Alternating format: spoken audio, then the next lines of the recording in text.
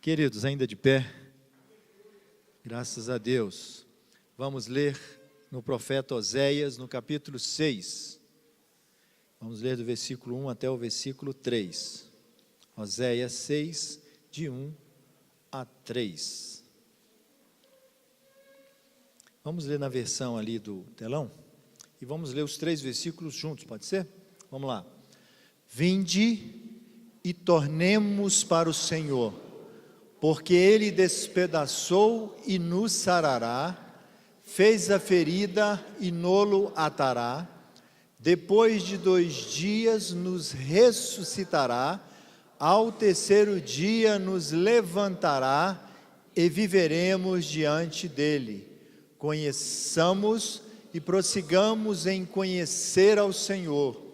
A sua saída como a alva é certa, e Ele nos virá como a chuva seródia que rega a terra. Amém. Podem sentar, meus caros. Glória a Deus. Vamos falar sobre este tema. Conheçamos e prossigamos em conhecer ao Senhor. Antes, uma introdução. Este livro do profeta Oséias é um daqueles textos estranhos da palavra de Deus, porque se você já leu esse livro e abrir lá no capítulo 1, você vai ver que quando Deus falou no princípio por Oséias, diz o versículo 2, ele disse assim, vai, presta atenção, toma por esposa uma mulher de prostituições e filhos de prostituição, porque a terra se prostituiu, apartando-se do Senhor. Se talvez algum obreiro desta igreja jovem, logicamente não casado, chegasse aqui e falasse, pastor Beroni, o Senhor me ordenou que eu vá ao bordel, nem sei onde é o bordel, mas aonde haja o bordel, e de lá tome uma esposa, uma prostituta como esposa. E não só isso, porque não é só a esposa que é prostituta, os filhos são de prostituição. Os filhos que essa mulher haverá de gerar, pastor, dizendo o jovem, não serão meus, porque ela vai continuar sendo prostituta. E vai ter 3 filhos, e desses 3 filhos, eu não serei pai. O pastor certamente dirá, meu filho, você está louco. Você tem que procurar para casar uma moça da igreja, crente, fiel, temente ao Senhor. Alguém que tenha um jugo igual ao seu, que pense semelhante a você, que sirva ao mesmo Deus que você serve. E o jovem, por certo, irá embora e fará isso que o pastor está dizendo. Porque, na verdade, esse texto se refere a um evento extraordinário, específico, individual, intransferível. E Deus faz isso com o profeta, ou pede isso ao profeta. Alguns dizem que isso é uma linguagem figurada, mas eu tendo a crer que se trata realmente de um evento histórico ocorrido. E Deus faz isso exatamente para demonstrar ou para estabelecer uma metáfora de que o seu povo, Israel, age como uma prostituta. Então Deus está dizendo, eu, Oséias, estou te pedindo isso porque eu sou o Deus que tenho por esposa uma mulher chamada Israel, ou o povo de Israel, e essa mulher é uma prostituta. Essa mulher se envolve com outros deuses. Essa mulher adora outros deuses. E ao fazer isso, ela me engana. Ao fazer isso, ela contraria os meus princípios. Este é um evento estranho, mas que nós temos que crer que Deus assim o faz, para que o seu nome seja engrandecido, para que haja glória em relação a si, para que o seu projeto em relação a Israel, que culminou com o seu projeto em relação à igreja, seja concluído.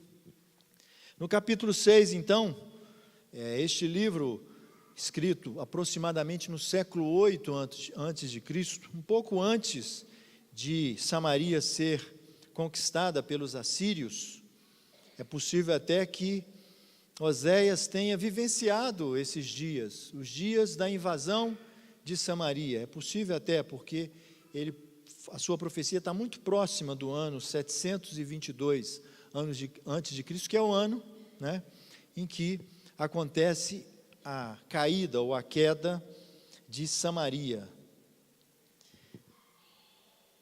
Oséias então escreve o seu livro, e neste livro, que reflete até o versículo 4 do capítulo 1, o Senhor diz a Oséias, que deve dizer ao povo: farei cessar o reino da casa de Israel. Oséias é um profeta que profetiza principalmente contra, ou em Israel, contra os reis de Israel, contra os procedimentos, contra o pecado do povo de Israel, assim como outros profetas eram profetas de Judá, que profetizavam contra os reis de Judá, contra os pecados de Judá. Mas, queridos, o texto, na verdade, o texto de Oséias, descreve um povo que vivia bem, um povo próspero, um povo que tinha uma condição de vida boa, mas que estava se apodrecendo espiritualmente por causa da idolatria, por causa da imoralidade, por causa da injustiça. Este é um livro, talvez, mais do que qualquer outro, que expõe o coração de Deus. Deus está muito triste, Deus está muito decepcionado com a forma como o povo de Israel se relaciona com Ele. Deus olha para o seu povo e não consegue ver no seu povo, Abner, qualquer característica ou qualquer procedimento. Nós estamos falando em termos gerais. Lógico que sempre na história do povo de Deus houve homens como Oséias que serviam ao Senhor, mas não consegue ver no povo uma característica ou um valor que possa caracterizar, que possa dizer que aquele povo é o povo de Deus. Deus expõe o seu coração a ponto de dizer que tem uma mulher, tem uma esposa a qual ele ama, a qual ele é fiel, mas que se volta contra ele, agindo e caminhando ao encontro de outros deuses. É um livro triste de se ler, é uma situação triste. A gente até vinha ouvindo aqui no carro, eu coloco o celular e a gente vai ouvindo, a Darlene veio ouvindo e falei: Darlene, que coisa, hein? Que situação. Então, os 3 primeiros capítulos descrevem a vida de Oséias. Ele se casa, como nós temos, com uma mulher, né, dele, e essa mulher é adúltera, é prostituta. Ele sofre com a infidelidade dela, mas ainda mostra misericórdia para tomá-la de volta. No capítulo 3, Deus pede que ele tome a mulher de volta. E assim Deus via a sua esposa, ou a sua noiva, o povo de Israel, se envolvendo com outros deuses, cometendo adultério, vamos chamar de um adultério espiritual. E Deus diz assim: olha, mesmo depois de tudo que eu fiz por vocês, eu tirei vocês do Egito, eu trouxe vocês para essa terra, eu dei a vocês terras, casas, plantações que vocês não plantaram, que vocês não construíram, mas vocês me abandonaram. Ele usa a figura de Oséias no sentido de dizer que esta mulher de Oséias vai ao encontro de seus amantes e diz de forma descarada: olha, o que eu tenho e o que eu sou, eu não devo ao meu marido fiel, o que eu tenho e o que eu sou, eu devo aos meus amantes. Isso é o cúmulo da inversão. É o cúmulo da inversão nós atribuirmos a outrem, senão o Senhor Deus, tudo aquilo que Ele fez e que Ele faz por nós. É o cúmulo da inversão quando nós não somos capazes de reconhecer o que Deus faz conosco e somos descaradamente, apresentamos o nosso rosto sem vergonha para dizer que o que aconteceu conosco é dádiva, é bênção, é resultado de alguém distante, de alguém estranho que não o nosso Deus. É isso que a mulher de Oséias faz. Ela diz: olha, o que eu tenho, o que eu sou, eu não devo a Oséias, o meu esposo fiel, eu devo aos meus amantes. E Deus diz assim: olha, Oséias, mesmo assim vai lá e toma de volta essa mulher. Leva de volta para sua casa, porque da mesma forma eu haverei de recuperar e de salvar o meu povo. A longanimidade de Deus ao extremo. O homem longe, distante de Deus, afastado, atribuindo a deuses estranhos aquilo que Deus faz, mas Deus aguarda, Deus espera, Deus suporta, e Deus diz: eu haverei de reverter essa situação. É lindo isso, é bendito. Ao mesmo tempo que nos assusta, nos mostra o quanto Deus é bom, o quanto Deus é misericordioso, o quanto a sua graça abunda sobre o pecado de Israel, sobre o pecado do povo. Mesmo depois de tudo que Israel havia feito, Deus teria graça, Deus teria misericórdia para se reconciliar com Israel. Isso é uma mensagem que deve tocar os nossos corações. Deus espera de mim e de você que nós caminhemos com Ele, mas pode ser que por algum motivo da vida, por um engano de Satanás, por uma artimanha do diabo, por um evento, por uma situação de tentação que você não conseguiu escapar, você caiu. Pode ser que isso aconteça. Pode ser que aconteça. Muitos homens bons, muitos homens de Deus, em todo o tempo da história, acabaram caindo. Mas há esperança para aquele que se volta para o Senhor. Amém, queridos? É um texto profético, mas é um texto, ao mesmo tempo, poético.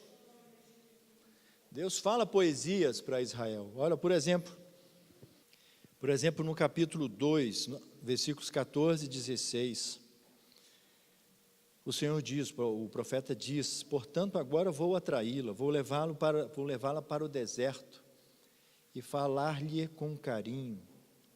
Ali devolverei a ela suas vinhas, e farei do vale de Acor uma porta de esperança. Ali ela me responderá, como nos dias da sua infância, como no dia em que saiu do Egito.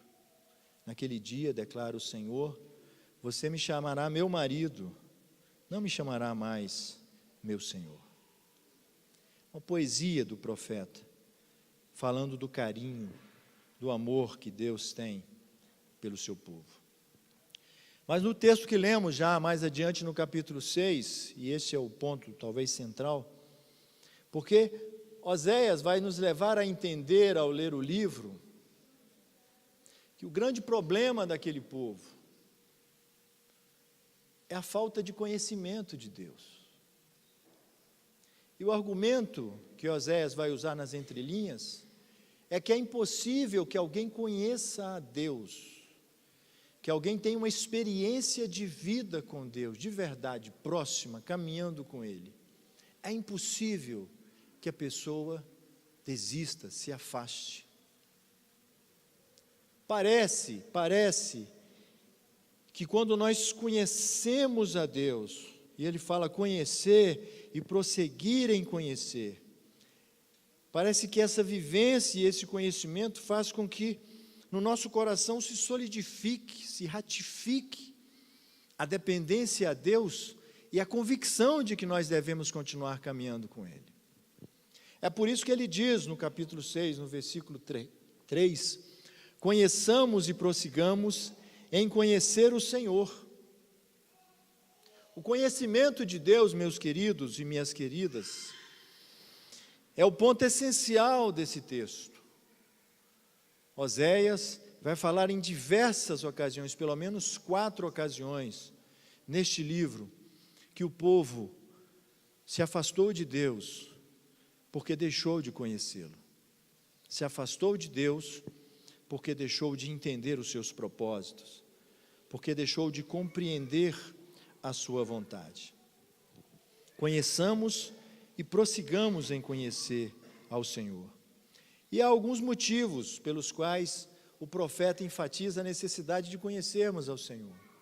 Em primeiro lugar, ele diz que nós devemos conhecer ao Senhor, porque a ausência de conhecimento produz impiedade, produz maldição na sociedade.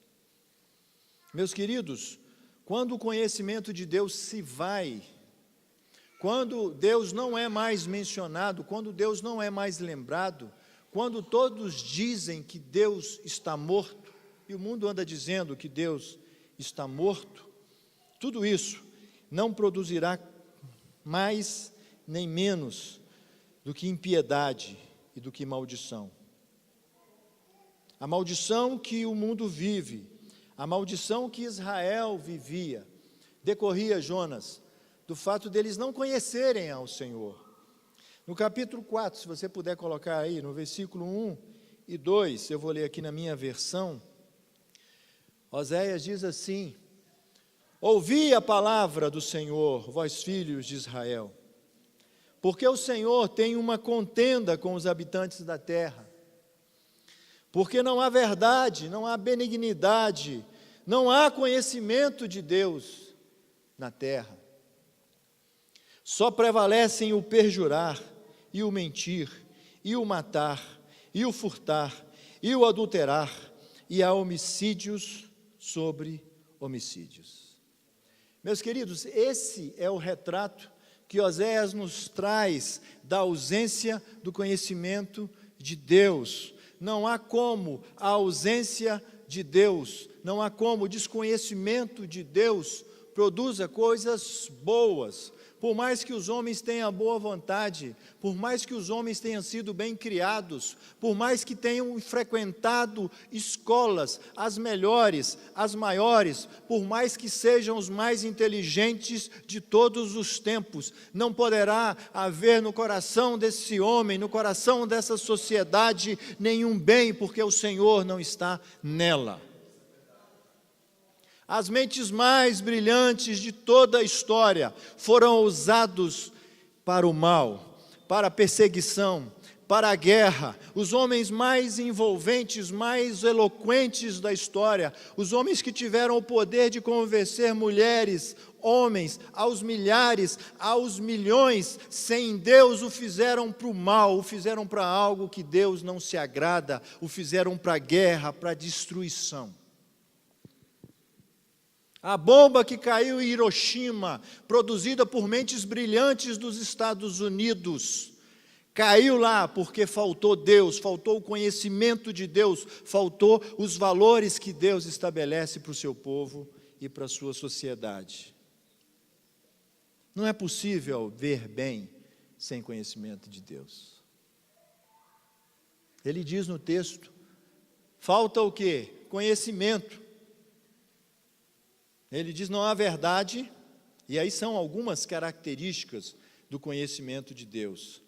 Não há verdade, não há benignidade, nem o conhecimento de Deus. Quando isso acontece, diz o texto, só prevalecem o perjurar, o jurar enganosamente, o mentir, o matar, o furtar, o adulterar, há homicídios sobre homicídios. O povo escolhido de Deus, o povo de Israel, o povo que Deus tirou do Egito, o povo a quem Deus deu as suas leis, os seus mandamentos, o povo que era chamado o povo de Deus, os filhos de Deus, abandonaram o Senhor, e não há como haver bem no meio de uma sociedade que rejeita a Deus, que abandona a Deus.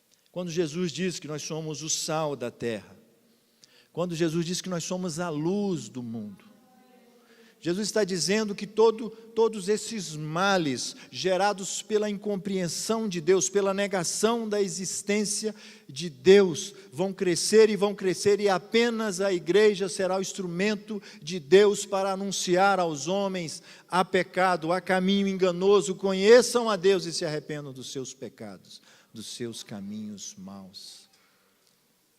Esta é uma mensagem que precisa prevalecer nos nossos dias.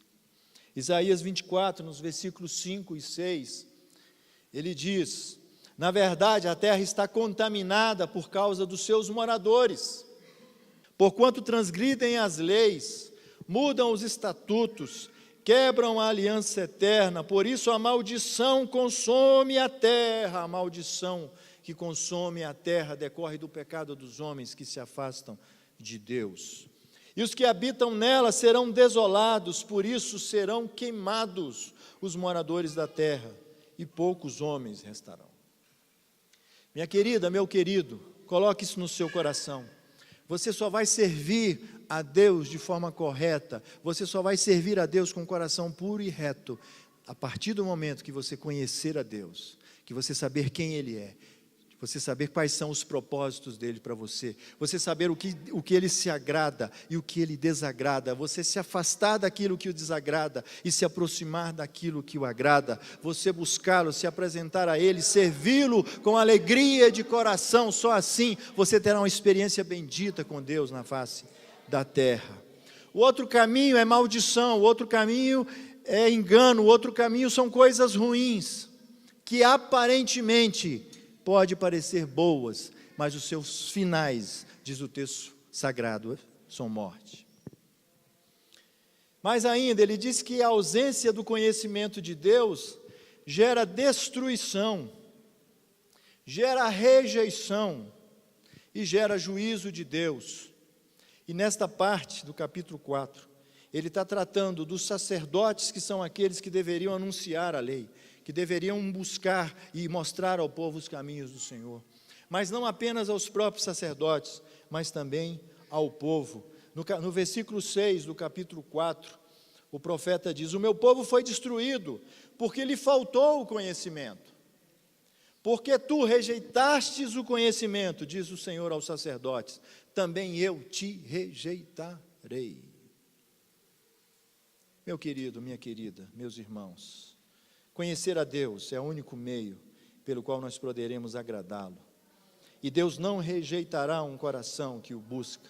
Deus não rejeitará um coração que está interessado em conhecê-lo. Deus não rejeitará um coração que se colocar diante dele dizendo: Senhor, eu almejo conhecê-lo, eu te amo e quero conhecer o Senhor todos os dias da minha vida. Eu não me cansarei enquanto não descobrir mais e mais e mais e mais do Senhor.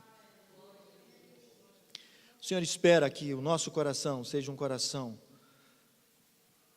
que se alegre em ouvir a sua palavra, que esteja contente ao ouvir aquilo que Deus está falando. No versículos 11 e 12 do capítulo 5, ele diz: Efraim está oprimido e quebrantado no juízo, porque quis andar após a vaidade. Portanto, para Efraim serei como a traça, e para cada casa de Judá uma podridão.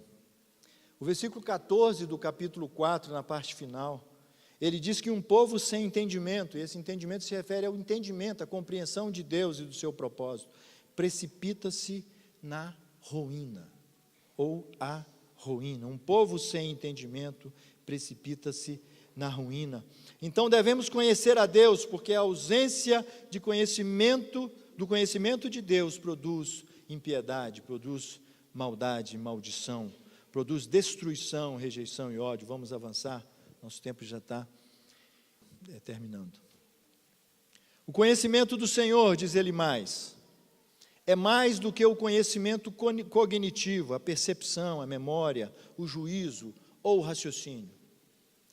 O texto nos diz que o interesse de Deus não é apenas que você ouça falar a respeito de Deus, que você venha à igreja como você vem, e alguém fale aqui sobre Deus, sobre a sua palavra, e você apenas diga: oh, que bom, aprendi.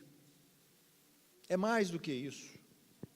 O que Deus espera de mim e de você, segundo Oséias, é que esse conhecimento que nós obtivemos, e que na verdade ele é cognitivo sim, ele começa na nossa mente e na nossa percepção, mas ele não é só um conhecimento como outro conhecimento qualquer. Ele não é só um conhecimento como o conhecimento que você aprendeu de biologia quando você estudou lá no colegial. Ele é um conhecimento que gera em você uma experiência de vida com Deus. Ele é um conhecimento que constrange você a caminhar não mais segundo os seus pensamentos e propósitos, mas segundo aquilo que Deus quer que você caminhe. É o conhecimento que faz você entender que o melhor caminho que você pode seguir, que eu posso seguir, não é o caminho que você planejou, não são os projetos que você estabeleceu, não são os sonhos que você teve e colocou adiante de você, mas é aquilo que o Senhor Deus tem preparado para a sua vida. Deus quer que o conhecimento dele em você produz uma submissão à sua vontade, produz uma oração onde você não peça para Deus fazer o que você quer, mas onde você se coloque subordinado àquilo que Deus quer, a fazer a vontade de Deus. O conhecimento que precisa ser gerado em você é um conhecimento que mostra que você é um homem, uma mulher pecador, pecadora, alguém que precisa todos os dias do perdão, da misericórdia de Deus. Ele precisa nos constranger a vir todos os dias a essa igreja, a nos ajoelhar e falar como o publicano: tem misericórdia de mim, porque eu sou pecador. Conhecimento, queridos, que Deus quer que entre em nós, é um conhecimento que mude a nossa vida, que mude os nossos princípios, que mude os nossos caminhos, um conhecimento que faça com que os outros digam: olha, você mudou, você não é mais o mesmo, e você vai dizer: eu estou conhecendo a Deus, e a cada dia eu quero estar com Ele. O conhecimento que Deus quer gerar em nós, não é apenas um conhecimento que fique na nossa mente, mas que mude a nossa vida, e nos faça parecer com Cristo, a referência, a estatura perfeita, o homem perfeito a quem nós devemos olhar, mirar, seguir, caminhar para sermos iguais. O conhecimento de Deus precisa mudar o meu e o seu caráter. É impossível, pastor Alberoni, o senhor está aqui há 5 anos, um pouco mais de 5 anos. É impossível, e eu não vou dizer que é impossível, porque é possível, mas tem gente aqui que está do mesmo jeito há 5 anos atrás, ouviu centenas de pregações, de ministrações, de ensinos, mas essas coisas não fizeram efeito na vida delas, elas continuam agindo da mesma forma, continuam defendendo os mesmos valores. Ah, meu Deus, muda a nossa mente, muda o nosso coração. Esse é o conhecimento que Deus quer, esse é o conhecimento que Oséias está nos trazendo, uma experiência de vida com Deus, de caminhar com Ele, de se alegrar com Ele, aleluia. Então, mais do que saber quem é Deus, é preciso, segundo Oséias, você viver com Deus, viver em Deus. Ele diz aqui nos versículos 20 e 21 do capítulo 2: e desposar-te-ei comigo em fidelidade, e conhecerás o Senhor. E acontecerá naquele dia que eu responderei, diz o Senhor, eu responderei aos céus, e estes responderão à terra. Deus está dizendo que aquilo que Ele mais almeja em quem o conhece são caminhos de fidelidade. É impossível haver conhecimento de Deus com infidelidade. O conhecimento de Deus, diz aqui: desposar-te-ei comigo em fidelidade, e conhecerás o Senhor. E mais, o que Ele está dizendo aqui, queridos, é que a tua fidelidade a Ele, como servo dEle, vai fazer com que sua mente se abra.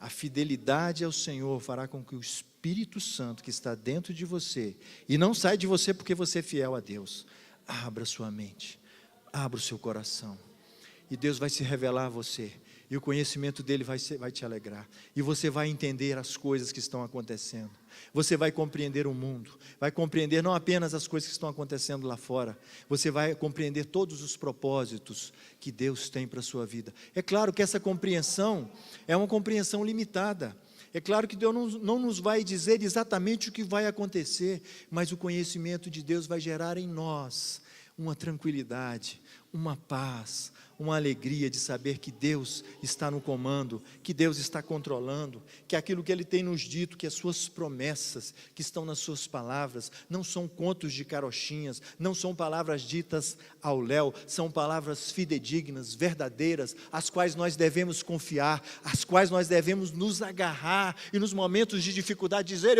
dizer ao Senhor: eu creio na Tua palavra, eu creio que o Senhor não me abandonou, eu creio que o Senhor está ao meu lado, eu creio que o Senhor me guarda.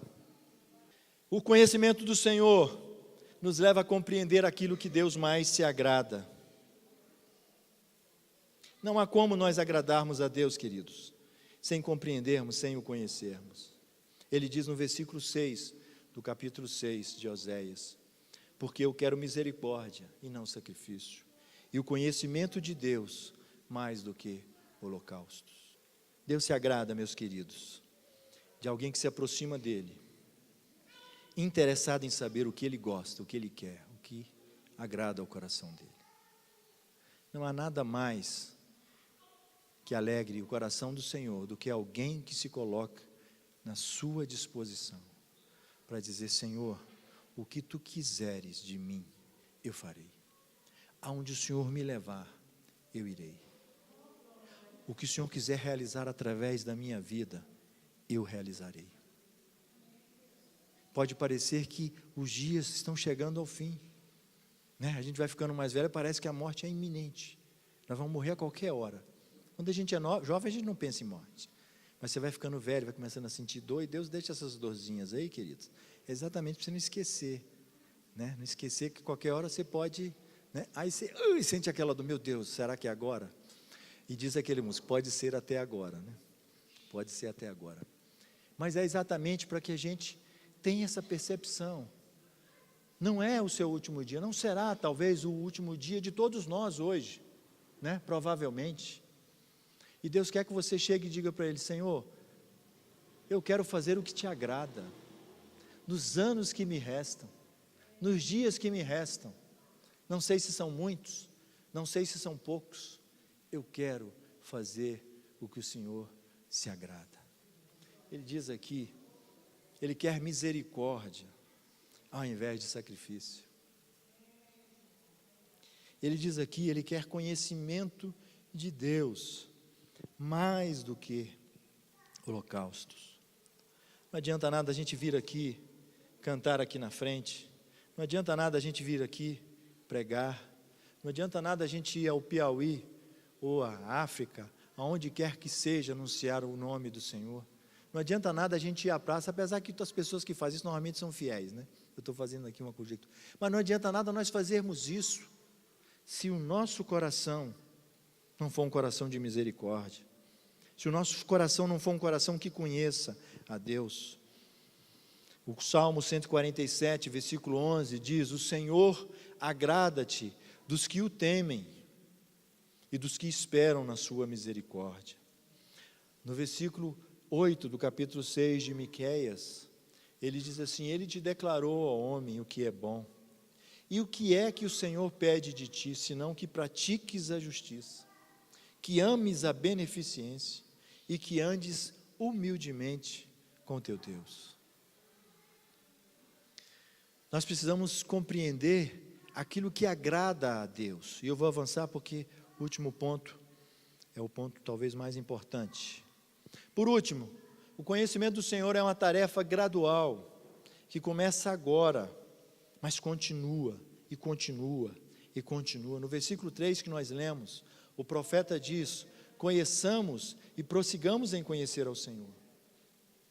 Ele dá a ideia de que o conhecimento de hoje, de agora, é insuficiente. Eu preciso conhecer mais amanhã, eu preciso conhecer mais depois de amanhã, e daqui 5 anos nós estaremos lendo esse texto, estaremos concluindo que nós precisamos conhecer mais ao Senhor. No versículo 3, nesse mesmo versículo, na versão NVI, ele diz assim: conheçamos o Senhor e esforcemo-nos por conhecê-lo.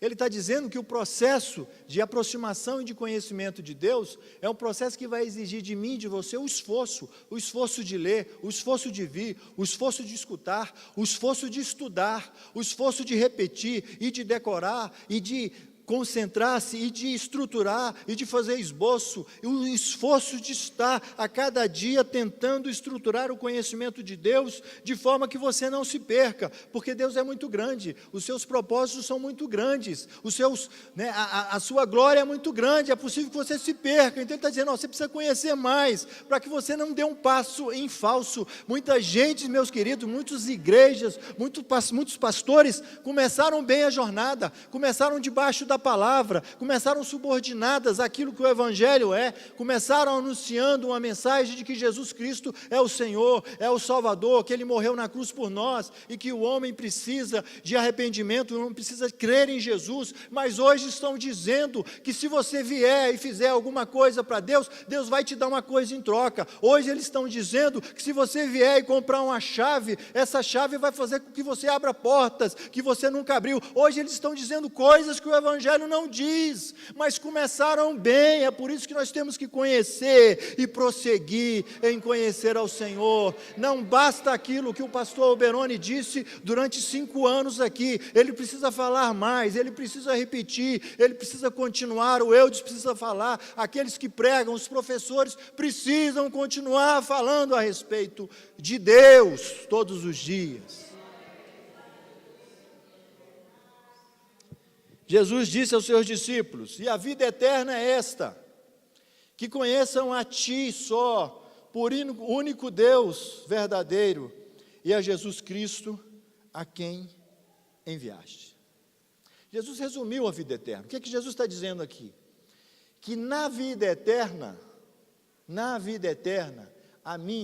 a sua missão será conhecer a Deus. Ele diz a Ti, por único Deus verdadeiro, e a Jesus Cristo, a quem enviaste.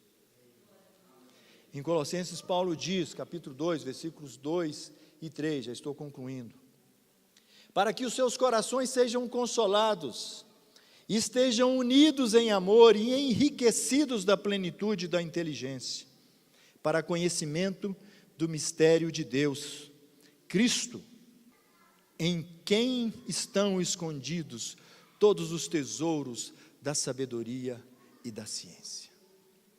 Olha o que ele diz aqui. Ele diz que o conhecimento de Deus nos enriquece, porque Deus é a plenitude da inteligência. Todo o conhecimento, meu querido e minha querida, só existe porque Deus o estabeleceu. Ele diz mais: para conhecimento do mistério de Deus, Cristo. Olha o que ele diz, que Jesus Cristo, o Filho de Deus, olha só essa frase, meu querido: nele estão escondidos todos os tesouros da sabedoria e da ciência. Todos os tesouros da sabedoria. Eu ficaria alegre com essa frase. Todos os tesouros. Em Cristo estão escondidos todos os tesouros. Isso quer dizer, meu querido, que o conhecimento de Deus, não estou desprezando os outros conhecimentos, porque na verdade, se forem úteis, decorrem de Deus. Ele está dizendo que o conhecimento de Deus é o melhor de todos os conhecimentos. Ele está dizendo que quando nós conhecemos a Deus, nós conhecemos a plenitude da inteligência. Nós conhecemos os tesouros, todos os tesouros da sabedoria e da ciência. Todos os tesouros da sabedoria e da ciência. Os homens mais inteligentes não são aqueles que buscam conhecimento em outras coisas sem Deus. Eu não estou dizendo que o conhecimento em outras coisas não são importantes. Sem Deus, este conhecimento não tem sentido. Esse conhecimento não tem valor. Isto é o cúmulo da ignorância. O cúmulo da burrice, ou da bestice, como diria alguém aí. É o sujeito falar não há Deus, né? E Jesus então diz, e Paulo diz, que nele estão escondidos todos os tesouros da sabedoria e da ciência. Nós precisamos saber quem é Deus, e quais são todas as suas virtudes. Se é que isso é possível na mente humana, não será possível. É por isso que Deus vai te levar para o céu, para você continuar lá a conhecer, a prosseguir em conhecer ao Senhor, todo o plano, todo o propósito de Deus, em todos os tempos, em especial aqueles que se referem a você. Toda a ciência, todas as leis que sustentam as coisas criadas, visíveis e invisíveis, toda a inteligência de Deus que encapsula tudo isso, todo o conhecimento. Não há conhecimento fora de Deus, Ele é o centro de todo saber. O que Oséias está nos dizendo é que conhecer a Deus e prosseguir em conhecer a Deus é a melhor jornada da sua vida, é o melhor caminho da sua vida. Você será o homem, a mulher mais sábio, mais inteligente, mais sabido, como diz o interior, à medida que você conhecer quem é Deus. Tudo mais ficará, tudo mais desaparecerá, tudo passará, mas o conhecimento de Deus permanecerá eternamente, e nós continuaremos o conhecendo todos os dias, todos os dias, todos os dias, e a cada dia estaremos extasiados, maravilhados de quem é o nosso Deus. Glória seja dada ao nome do Senhor. Deus abençoe.